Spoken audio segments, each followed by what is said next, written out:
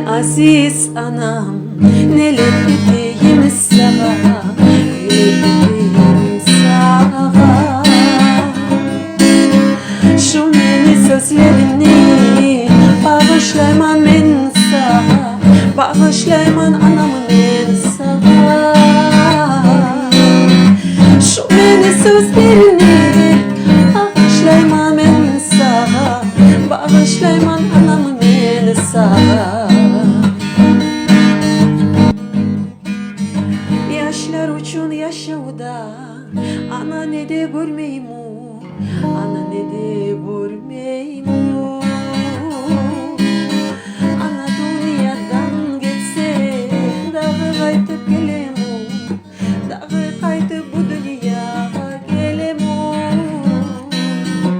Ana dünyadan geçse, dağı kaytıp gelem o, dağı kaytıp bu dünyaya gelem o.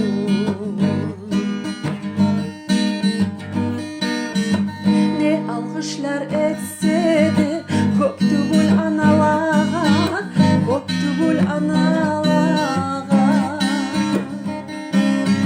Dökün kıyınlarını halal edersin mağa, halal edersin anam mağa.